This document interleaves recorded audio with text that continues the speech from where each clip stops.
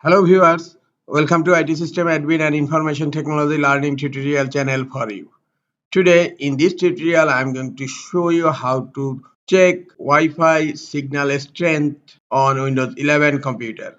Sometimes it becomes very important for you, so don't forget to watch full video.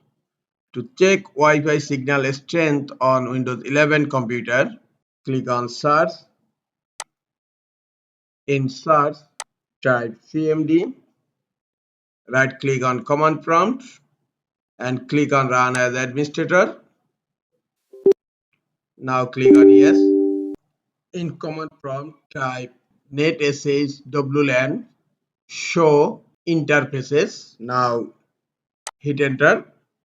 In detail you will find the signal, and now the signal strength is 80%. This is the easiest way to check signal and strength of your Wi-Fi in Windows 11 computer. This is all for today. Hope this tutorial is helpful for you. Keep watching for next tutorial. Thank you very much.